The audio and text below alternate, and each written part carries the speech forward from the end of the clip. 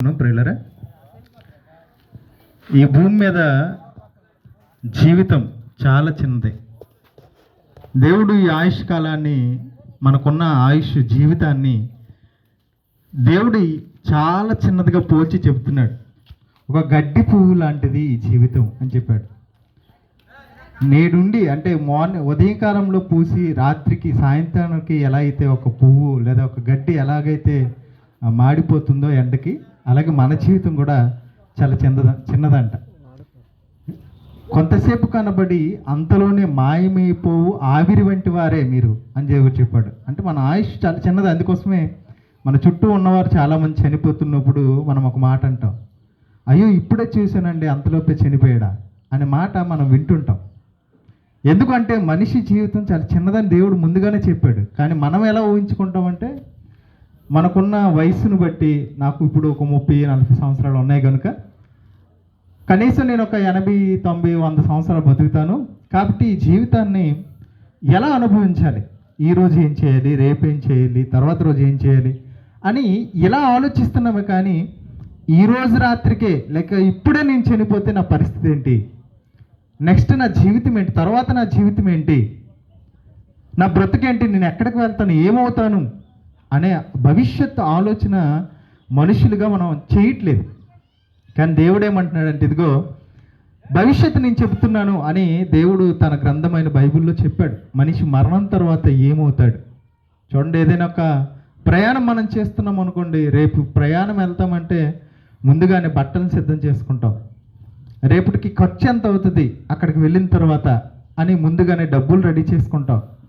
ఎవరెవరికి ఫోన్ చేసి చెప్పాలి నేను వెళ్తున్నానని వాళ్ళందరికీ, ఎవరైనా క్యాంప్ వెళ్ళారు అనుకోండి, ముందు ఏం చేస్తారంటే వీధిలో ఉన్న వాళ్ళందరి దగ్గరికి వెళ్ళి, అమ్మ ఇదిగో నేను ఇలా ఊరు వెళ్తున్నాను ఉండట్లేదు అని ముందుగానే అందరి ఇంట్లోకి వెళ్ళి చెప్పలేదండి అంటారేమో అని ముందుగానే మనం వెళ్ళి చెప్పేస్తుంటాం.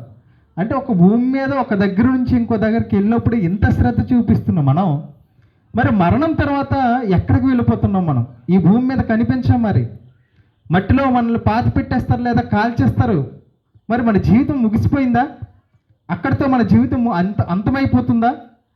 అది తెలుసుకోవాలంటే ఎవరు చెప్పాలంటే, ఇదిగోండి మనుషుని సృష్టించిన దేవుడే చెప్పాలి. ఆ దేవుడు బైబిల్ గ్రంథంలో చెప్పాడు.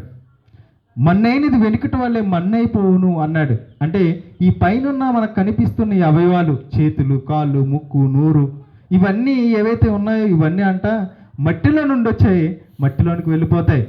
కానీ ఈ మట్టి దేహాన్ని, ఈ మట్టి శరీరాన్ని నడిపించే ఒక శక్తి ఉంది, దాని పేరే ఆత్మ. అది దేవుని యొద్ద నుండి వచ్చింది. దేవుడు మనకిచ్చాడు. మనం జీవించడానికి, నివసించడానికి, ఈ భూమి మీద కొద్ది కాలం బ్రతకడానికి ఆత్మ అనే దాన్ని మన శరీరంలో ప్రవేశపెట్టాడు. ఈ ఆత్మకు చావు అనేది లేదు. ఈ శరీరం మట్టిలోకి వెళ్ళిపోయిన తర్వాత ఆత్మగా వెళ్ళిపోవాలి. ఎక్కడికి వెళ్ళిపోవాలి? భూమి మీద ఉండే అవకాశమే లేదు, భూమి మీద తిరిగే అవకాశమే లేదు, కోరికలు తీర్చుకునే అవకాశం అంతకంటే లేదు. మనం చూస్తున్న ఈ సినిమాల్లోన, సీరియల్లోన, ఈ కథల్లోన ఏమని చెప్తారంటే, ఇదిగోండి ఏ కోరిక అయితే ఉందో అది తీర్చుకోవడానికి మళ్ళీ ఒక దెయ్యం రూపంలో మరో మనిషిని ఆవహిస్తాడని, అలా ఆవహించి వాళ్ళు అనుకున్న దాన్ని నెరవేర్చుకున్న తర్వాత మళ్ళీ వెళ్ళిపోతారని ఇలా చెబుతుంటారో చూస్తుంటాం మనం సినిమాల్లో. అంటే అది సినిమా అంటే అదొక కథ, ఒక రచయితే రాసింది అంతవరకే. కానీ అది మనం నిజంగా అదే జరుగుతుంది అనుకుంటామండి. జరగదండి. ఎలా చెప్పగలండి మీరు అంటే, బైబిల్లో దేవుడు చెప్పాడు. సమాజంలో ఉన్న వాటిని మనం పోల్చి చెప్తే కూడా మనకు అర్థమైపోతుంది. చూడండి, చాలామంది గత కరోనా టైంలో ఒక డాక్టర్ని 4 లారీ డ్రైవర్లు రేప్ చేసి చంపేశారు. ఇప్పుడు ఈమె ఒకవేళ ఈమెకి ఎవరి మీద పగ ఉంటుంది, ఎవరిని చంపాలనుకుంటుందంటే, నన్ను ఎవరైతే రేప్ చేసి చంపారో వారందరిని నేను చంపేయాలి అనుకుంటుంది. ఇప్పుడు ఆమె దెయ్యమయ్యే 4 చంపింది అంటారా? అలాంటివి ఎన్ని జరగట్లేదండి. మన దేశానికి పాకిస్తాన్కి ఎప్పటికప్పుడు యుద్ధాలు జరుగుతుంటాయి, వాళ్ళు మనల్ని చంపుతుంటారు, మనలో చాలామంది జవాన్లు చనిపోతుంటారు. మరి ఈ జవాన్లు చనిపోయిన తర్వాత వీళ్ళు మనసులో ఏముంటుంది? నన్ను చంపినోడు ఎవడు? పాకిస్తాన్ వాడు. కాబట్టి నేనేం చేయాలి? పాకిస్తాన్ వాడిని దెయ్యమై చంపేయాలనుకుంటారు. అలాగే దెయ్యాలయ్యి ఎవరైతే జవాన్లు వెళ్ళి వేరే దేశంలో ఉన్నవారిని చంపుతున్నారా? అది సాధ్యం కాదు పని. ఇప్పుడు మనమే ఉన్నాం, మనం చనిపోయే ముందు చాలా మంది మీద మనకు కోపం ఉంటుంది, వాళ్ళని చంపేయాలి అనిపిస్తుంది. మరి మనం దెయ్యాలు అయిపోయి చంపేయగలుగుతున్నామా? ఎవరైనా మనల్ని చంపేస్తున్నారా? మళ్ళీ ఇంకొక ఆలోచన ఉంది, ఏంటి అంటే ఇదిగో మనిషి చనిపోయిన తర్వాత మళ్ళీ పుడతాడు, మనిషిగానో ఏగగానో దోమగానో ఇలా పుడతాడంటూ మరొక కథ ఉంది. ఇది ఎంతవరకు నిజం? అది కూడా ఆలోచించామనుకోండి. ఇంతకు ముందు ఎవరైనా అలా చనిపోయిన వారు పుట్టారంటారా? అక్కనే నాగేశ్వరరావు గారు చనిపోయారండి. ఆయన ఇప్పుడు పుట్టాడా ఎక్కడైనా? ఎక్కడ ఉండండి. ఇదన్నీ ఏంటి అంటే కథలు. అంటే మనిషి తన ఆలోచన, తన మెదడులో పుట్టిన ఆలోచనని ఒక సమాజంలో తీసుకెళ్ళడానికి ఒక సినిమా ద్వారా చూపిస్తే అది మనం నిజంగా నమ్మేస్తున్నాం. అందుకోసం బైబిల్లో ఒక మంచి మాట దేవుడు రాపించాడు. బుద్ధిహీనులు విస్తారంగా మాట్లాడతారంట. నరుడు చనిపోయిన తర్వాత ఏమి సంభవించినో మనుషులకి ఎవరు తెలియజేస్తారు అని దేవుడు చెప్తున్నాడు. అంటే బుద్ధిహీనంగా ఆలోచించేవారు సినిమాల కోసం బాగా ఉండాలి అన్న ఉద్దేశంతో చెప్పిన విషయాల్ని మనుషులు సినిమాగా చూడకుండా అది నిజంగానే చూస్తున్నారు, అది నిజంగా జరుగుతుంది అన్నట్టుగా చూస్తున్నారు. అందుకోసం ఈ ప్రపంచం ఈరోజు ఎక్కడ చేసిన యుద్ధాలు, ఘోరాలు, మోసాలు అన్నీ జరుగుతున్నాయంటే కారణం ఏంటి? ఇగో అందులో జరుగుతుంది నిజం అనుకుంటున్నారు. కనుక నిజం చెప్పాలంటే ఎవరు చెప్తారంటే ఇదిగోండి మనిషిని సృష్టించిన దేవుడు చెప్పాలి. ఆ దేవుడు బైబిల్ గ్రంథంలో రాపించాడు. ఈ భూమి ఎలా అయితే ఒక లోకంగా ఉందో అలాగే దేవుడు మరొక 2 లోకాలను సృష్టించాడు. అది పైనున్న దేవుడున్న లోకం స్వర్గం అయితే, ఈ భూమి కింద ఈ లోకాలు దాటిపోయిన తర్వాత మరో లోకం ఉంది, అది పాతాళ లోకం, నరకం. మనిషి మరణం తర్వాత ఒక్క క్షణంలో ఎక్కడికి వెళ్ళిపోవాలని బైబిల్ చెప్పిందంటే పాతాళమునకు దిగిపోదురు అని చెప్పింది. అంటే ఈ శరీరాన్ని విడిచిన క్షణంలో ఎక్కడికి వెళ్ళిపోవాలంటే పాతాళంలో దిగిపోవాలి. కానీ మనం ఏమనుకుంటామంటే చనిపోయిన తర్వాత 12 రోజుల వరకు ఇంటి చుట్టూ తిరుగుతాడండి అనుకుంటాం. మనం అనుకుంటున్నాం 12 రోజుల వరకు ఆయనకి ఏం పని భూమి మీద? దేవుడు ఉంచడండి, ఒక్క క్షణంలో వెళ్ళిపోతాడు. చూడండి, మన ఇంట్లో ఉండే కరెంట్ ఉందండి, స్విచ్ ఆపితే వెంటనే ఆగుతుందా? 12 రోజుల తర్వాత ఆగుతుందా? స్విచ్ ఆపిన వెంటనే క్షణంలో వెళ్ళిపోద్ది కరెంట్. లైట్ మరి ఉండదు, of, fan of, fridge of అయిపోద్ది క్షణంలో. మరి అంతకంటే శక్తివంతమైన ఆత్మను పెట్టిన దేవుడు చెప్తున్నాడు, మీ ఆత్మ క్షణంలో శరీరాన్ని విడిచిపెట్టి పాతాళానికి వెళ్ళిపోతుంది. మరి భూమి మీద అవకాశం లేదు, భూమి మీద తిరగడానికి అవకాశం లేదు. ఏం చేస్తున్నారు కింద? నేను చనిపోయాను కదా, నన్ను మంచి అంగరంగ వైభవాలతో తీసుకెళ్తున్నారా? నా వెనకతలు డబ్బులు చల్లుతున్నారా? నా అప్పులు తీర్చుతున్నారా? మా కొడుకులు కూతుర్లు, మా కొడుకులు ఏడుస్తున్నారా, లేకపోతే భోజనం చేస్తున్నారా అని చూసే అవకాశం వారికి లేదు. మనం అనుకుంటున్నాం ఇలా చేస్తారేమో అనుకోని. దేవుడు ఏమంటున్నాడంటే భూమి మీద చేసిన ప్రతి పాపానికి శిక్ష విధిస్తున్నాడు. ఎక్కడంటే ఈ భూమి మీద మరణించిన వెంటనే ఆత్మగా మనం మరో లోకానికి పోయిన ఆ నరకానికి వెళ్ళిపోయిన తర్వాత అగ్నిగుండంలో శిక్ష అనుభవించాలి. బగబగ మండే అగ్నిలో పడిపోవాలి, మనం అక్కడ కాలుతూ ఉంటాం.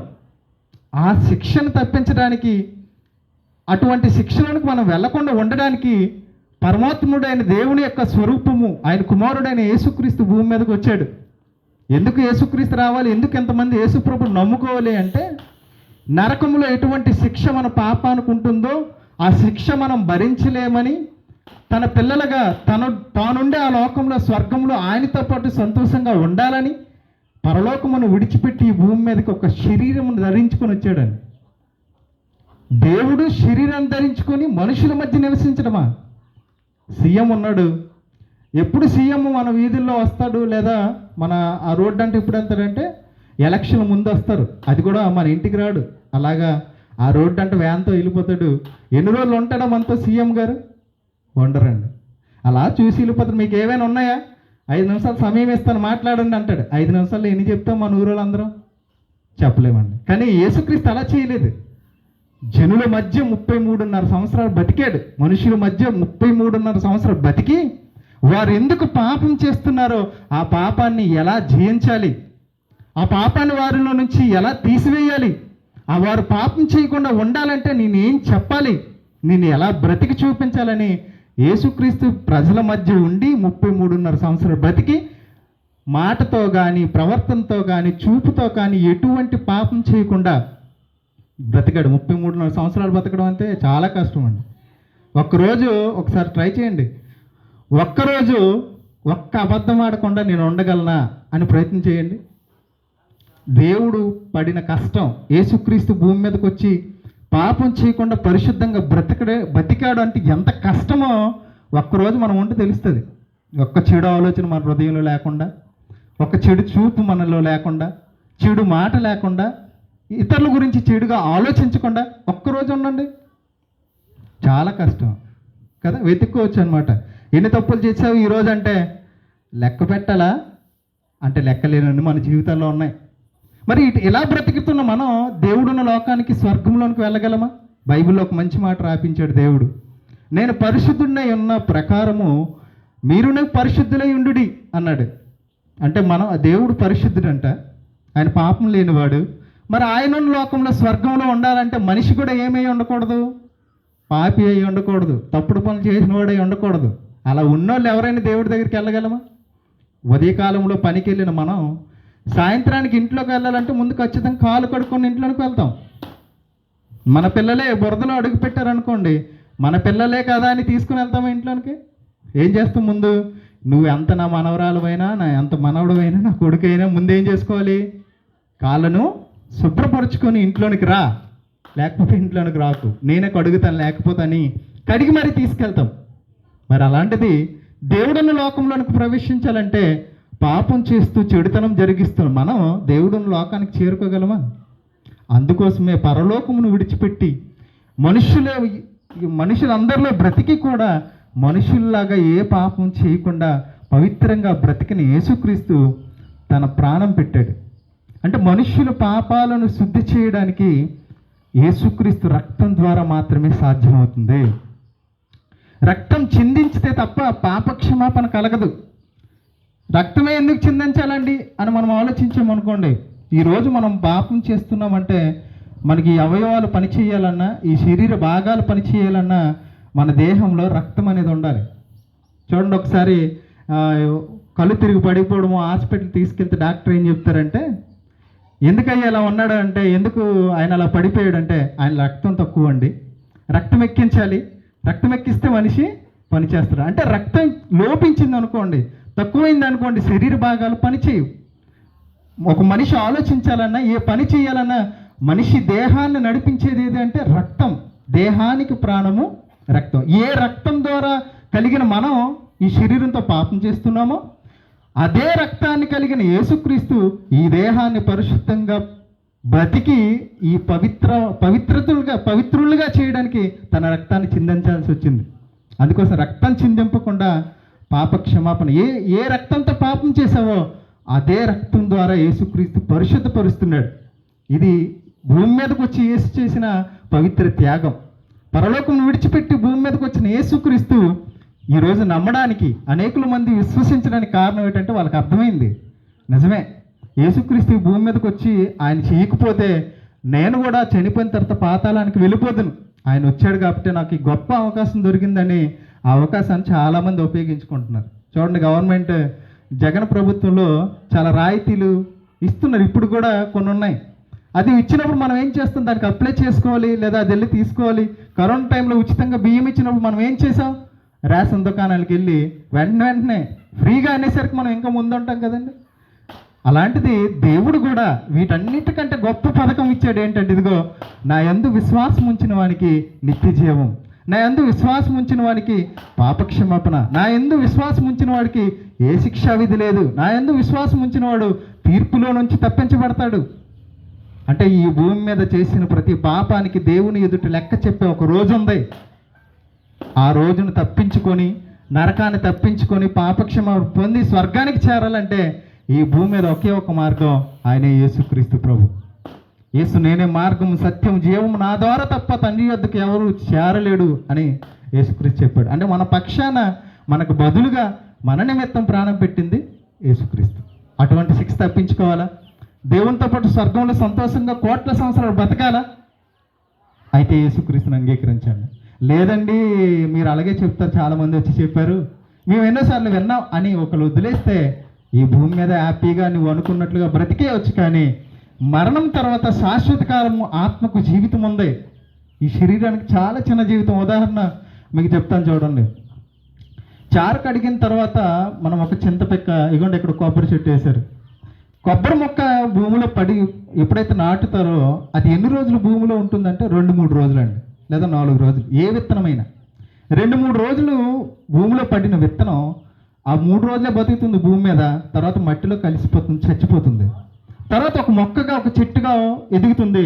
ఆ చెట్టు ఎన్ని సంవత్సరాలు అయిందండి అని అడిగామనుకోండి, ఆ చెట్టు అండి 30 సంవత్సరాలు, 20 సంవత్సరాలు, 50 సంవత్సరాలు అని మనం దాని కాలం చెప్తున్నాం. కానీ భూమి మీద దాని కాలం ఎంత? 2-3 రోజులు. కానీ చనిపోయి తిరిగి లేచిన తర్వాత ఆ చెట్టు యొక్క జీవితం ఎంత? 20-30 సంవత్సరాలు. ఏది ఎక్కువ ఉందండి? భూమి మీద బ్రతికేదా, బతికి చచ్చిపోయిన తర్వాత వచ్చేదా? చచ్చిపోయిన తర్వాత వచ్చిన జీవితం దానికి ఎక్కువ. అలాగే మనిషి జీవితం, మన జీవితం కూడా భూమి మీద కొద్ది రోజులే. అందుకోసం మనం ఒక మాట, ఒక సామెత మాట్లాడతాం, మన జీవితం ఎంత అండి? 3-4 ముచ్చట అంటాం. అంటే ఈ జీవితం చాలా చిన్నది. మరణం తర్వాత వచ్చే జీవితం శాశ్వత కాలం. అది సుఖానిక దుఃఖానిక మంద నిర్ణయం. శాశ్వత కాలం దేవునితో సంతోషంగా ఉండాలో అది ఇక్కడ నేను నిర్ణయించుకోవాలి. శాశ్వత కాలం బాధపడుతూ యాతన పడుతూ అగ్నిగుండంలో ఉండాలో అది ఇక్కడే నిర్ణయం తీసుకోవాలి.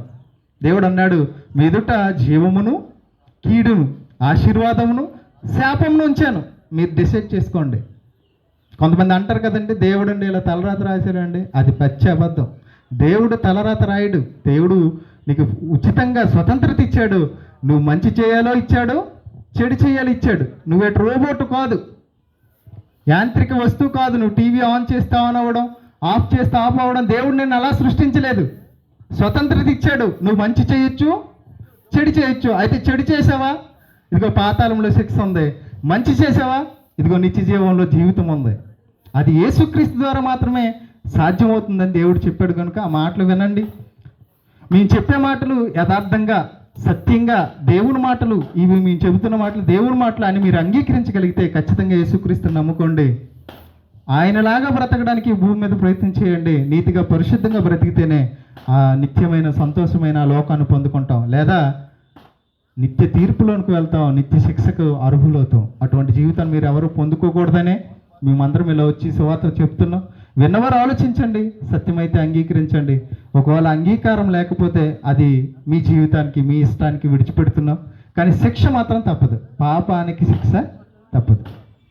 దేవునికి మహిమ కలుగును గాక. దేవుడు మిమ్మల్ని అందరినీ దీవించి ఆశీర్వదించును గాక. ఆమేన్.